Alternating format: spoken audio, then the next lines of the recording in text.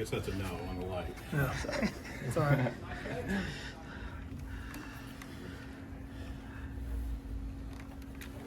I guess it seems like Luke and Hudson have always been like this close, just breaking a big one a lot of times. Just how have you maybe seen that connection, relationship continuing to develop over the course of the season? Yeah, this started in the spring when Hudson first got here.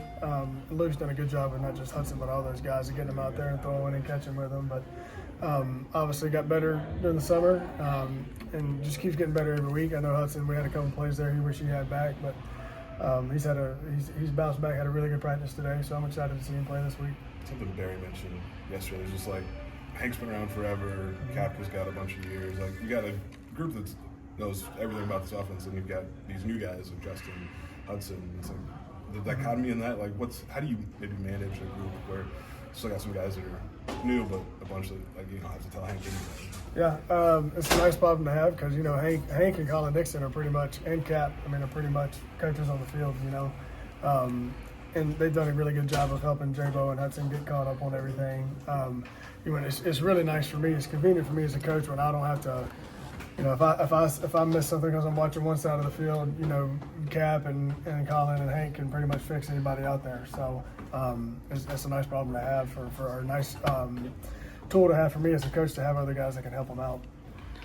How do you look at it as a coach? It's not that very far off, right? I mean, it feels like it's that close to those two. Is that good that it's not that far off, or is it not frustrating? It's not the word, but like that it's right there. Well, as a coach, you want it to happen now. Yeah. None of us have any patience, but all of us feel that. At some point in time, we're gonna start popping some big ones again, and it's not, we have really good practices. Our kids practice really, really hard.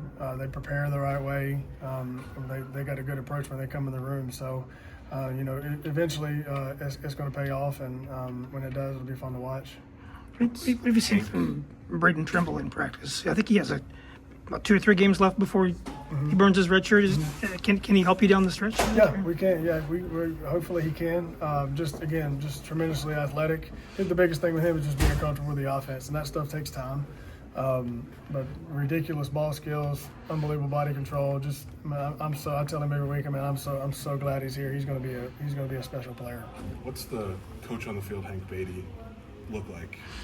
How does he sort of calm? Literally the calmest human being ever. Never too high, never too low. He does a good job of coming back. Usually when you ask guys, they come out the field, hey man, what happened there?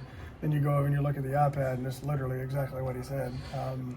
He's a calming force for everybody out there, and myself included, and everybody that's on the field with him too. So, how do you handle your guys' month of November, where you put 8 games on tape now, and you're almost trying to adjust to the adjustment that's coming? Mm-hmm.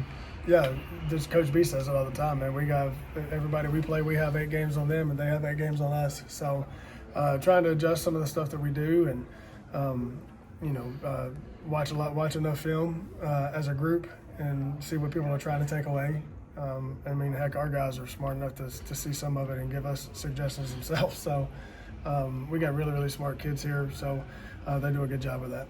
Coach, when it comes to recruiting the state of Illinois, you guys kind of split the state up, or how's that work for you guys? Yeah, I'd be lying if I told you exactly who has what areas, but I know we all have a little part of it. Sure. Obviously keeping the best players in this state home is really important to us and really important to Coach B. In your time here, how receptive the coach has been, high school kids been? I know it's a couple years for you, but what's it been like? It's been awesome. Coach B's made it a point to recruit this state and keep the home talent here. And I think the high school coaches in this state appreciate, just like every state, they want their home schools to recruit their states. So we've done a good job of that, and I know that's really important to Coach B. From your vantage point, your position group, an end zone fade, a red zone fade like that, what makes that good? What can a wide receiver do to make that route win? I guess if that makes sense. Just one is attacking the technique. Trying to be as. I tell my guys if we can get as close to those DBs as possible so they can't flip their hips and get into our hip and run with us. And then it's just the talent to go win at the catch point. And those are really hard. It's the ball, it's the route, it's the ball placement, it's the finish. it's all that stuff, man, and that comes through timing and spacing, working out there on the field. What do you Would you seen like to from? see PB get that on Sunday, that touchdown? You've seen some of your guys have their Yeah. first career ones. What's that like as a coach? It was awesome. You know, I was sitting in a meeting and my daggum watch started just, and I was getting blown. I said, man, either something's bad happened or something's good happened. I got out of the meeting and looked down, and everybody was texting me about PB, and man, there's people in South Carolina and Texas. I mean, it was a bunch of guys that I know were like, man, one of my guys that plays for the Cowboys is like, man, your boy he's on the practice squad, so he traveled, but he wasn't dressing. He said, man, your boy's really good. So it was awesome. And then the picture, somebody sent me a picture of him and Cortland jumping together, and they're like jumping up in the end zone together. So that was really, really cool. And Cortland sent me a text message yesterday and said, I'm so happy for him to have his first catch. And he said, man, we love him. He said, you sure know how to pick him. I said, I wish I could take credit for that. But I'm excited for him, man. First of many.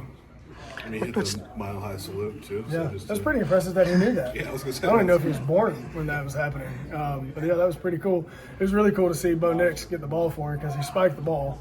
I'm like, man, that's your first touchdown. Surely somebody got that for him, but apparently Bo Nix got it for him. So. What stands out on film about the back end of the Rutgers defense? Physicality. You know, it's credit to Coach Schiano and his personality is all over that defense with how hard they play and how physical they play. So we got a great challenge ahead of us. We're excited about it. We're going to have to match the physicality for sure.